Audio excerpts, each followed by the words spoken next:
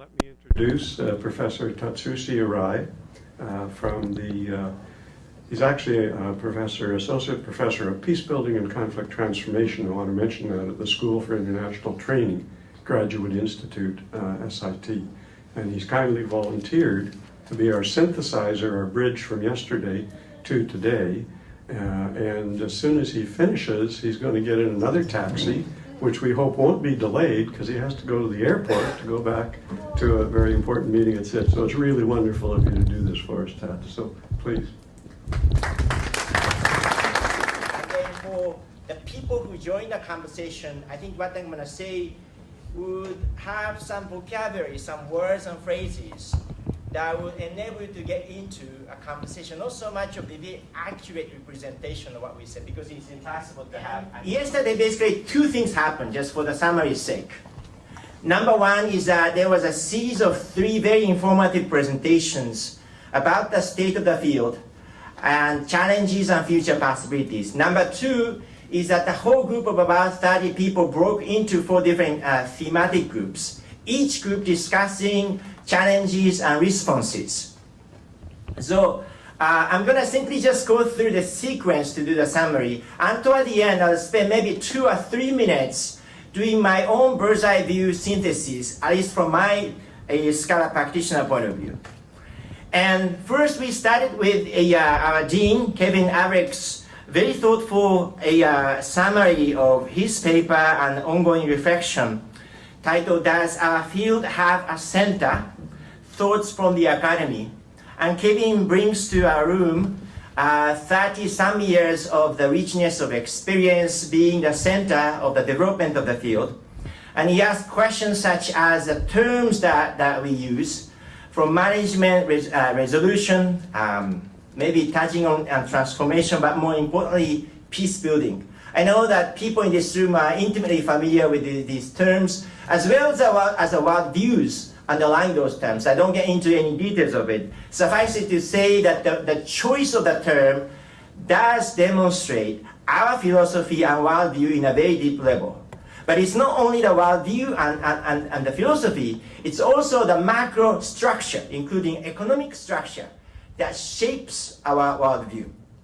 And in relation to that, he asked an important question as to what are the drivers and stimuli that become impetus for the changes of the field, as well as the responses to the field. He distinguishes, yet connects interior and exterior drivers. Interior drivers have to do with our educators' choices to be multi-discipline, including human rights, gender, culture, etc., those ideas. But also, he takes note of external drivers, such as post-9/11 situation, post-Afghanistan, post-Iraq, post of all those things that really shape our world. And how does the field respond to those challenges?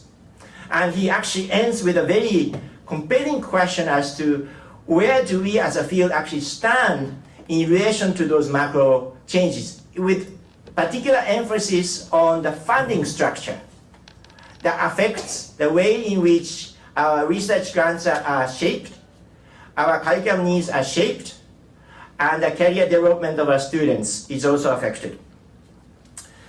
Then we move to another thoughtful presentation by Nejla Asherji on the report that Nejla and her colleagues put together a couple of years ago, titled Peace Building 2.0, Mapping the Boundaries of an Expanding Field.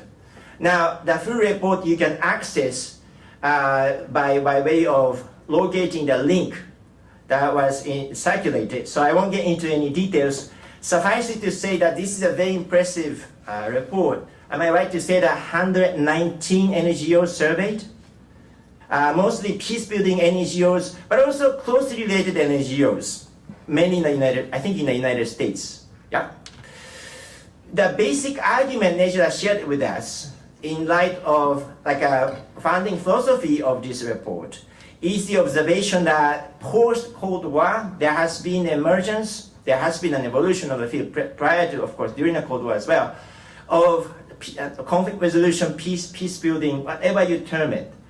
And those actually developments are quite vibrant, but diverse and perhaps fragmented to cope with the emerging challenges of the world. And the underlying philosophy of the report calls for the need to consolidate what the team terms peace building 2, which is actually building up of more coherent and then integrated knowledge, practices, researches to have more synergistic impact that is conflict sensitive and long lasting. And the findings of the report, which I cannot just summarize, however, would include the need for more multidisciplinary, conflict sensitive and integrated approaches to the increasingly diversified challenges of the world. And the recommendations do include our need to leave our comfort zone, although we claim to be multidisciplinary and open-minded. That may not be true in a sense of us getting together in our small comfort zone. And also that the recommendations do include a need to really boldly interact with truly diverse disciplines, truly diverse stakeholders and ideas that go way, way beyond what we have thought to be the peace-building field. And then we also had a presentation of the results of the survey that involved interviews with about 30 or so? About 20 graduate programs and some related institutions in peace and conflict studies. And the survey identified a number of challenges, self-reported challenges, including the need to cope with the government's, especially the US government's, alignment with peace building and conflict resolution discourse, as well as resource allocation. And as Kevin mentioned, where do we stand with that? An increasing specialization of the field that comes with the gradual maturity of the field in terms of the discourse, once again, the resource allocation, how we design curricula, and etc. And the challenges also include how to keep up with the 21st century trends, including new technologies and global structural changes. And some of the programs which are being surveyed are responding or trying to respond to those challenges by way of increasing more internship opportunities that enabled students to have real-world experiences early on, increase in the specialized skill-building workshops, for example, on weekends, to meet those diverse needs, exploring joint degrees, as well as online courses to take advantage of those emerging technological trends. Then we broke into 4 groups and discussed, presented to each other. Ladies and gentlemen, I am not even pretending to be able to do any semblance of justice by simply just dropping a couple of points from each one of the presentations, but put together, I think they will communicate to the newcomers something. So for example, the first group talked about the challenge of the uniformity of knowledge and the practice, part of which comes from the cumulative way in which conflict resolution evolved from older practices, as well as a greater need and recognition of monitoring and evaluation. For accountability is increasingly needed. The second group highlighted many things, among others, securitization of related fields, humanitarian aid, development, etc., that is being securitized, and the increasing actually sort of centrality of civil-military relations, especially in the US context. And all of that affects politicization, essentialization of resources, etc., in our field. And that means our need to think of the ethics of engagement with those trends. And then growing emphasis on prevention with the maturing of the knowledge of the life cycles of conflict that people are familiar with in this room. The third group mentioned, among many other things, the possibility of co-optation of the field or deformation of the field for all those structural reasons I mentioned, and the need to think much more deeply about the location and institutional basis of our educational research and practice-related endeavors. For example, well-established sort of endowed institutions may have resilience to those structural changes, but others may have unique challenges that are more susceptible to those macro trends. And then the last group talked about many things, including the need to think of not only the core but also specialized skills and the synergy and coordination between them, and the need to think of more transferable skills. For the students' career needs and future possibilities are quite diverse and evolving step by step. Now comes actually my own kind of bird's eye view as I as a social scientist looking at the whole discussion and using a very simple technique of conflict analysis, dilemma questions. What are the dilemmas that need resolving? I understand that after my short presentation, I think people would have an opportunity to have table discussion to go deeper about number one, the challenges and changes in the field.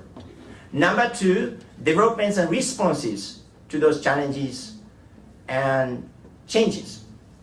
So at least from my personal point of view, I think those discussions can choose to address these creative tensions that I will formulate in the form of five paradoxes. Okay. So the paradox number one addresses how do we actually capture the nature and the future vision of the field and core competencies. And here the paradox is how can we be coherent and at the same time diverse? It's a tension. Paradox number two has to do with the nature of the educational programs, more concretely, and domains of inquiry, like interdisciplinary, multidisciplinary, so on and so forth, and the places of engagement, the locus of educational centers, etc. And to me, the paradox is, how can we be more coordinated toward peace building 2.0, but at the same time independent, given North-South relations and all those diverse realities we have in this world. Paradox number three has to do with the interaction between peace building and conflict resolution on the one hand, and numerous other fields, like strategic studies, development fields, so many other fields. So Peace Building 2.0 report calls for a bold interaction between them. If we are serious about it, we also have to have to confront, be confronted with a sort of a dilemma question as to how do we define core practices and knowledge, and at the same time keeping boundaries of our field open and malleable. Don't you think it's a paradox? Yeah. The fourth area of engagement has to do with this macro structure context and resource acquisition. And to me, the paradox is, how can we be pragmatic, but at the same time ethical? Parallel to the inquiry is, how can we be adaptive and at the same time principled and firm? Don't you think it's a paradox? And the fifth and final area is the definition of our pedagogic foci in order to enhance real-world relevance and impact. To me, the paradox is, how can we be more specialized and customized when it is needed, but at the same time integrated and holistic simultaneously? So those are the five paradoxes that suggest what I see as creative tension to which we need a response. So that's the end of my presentation.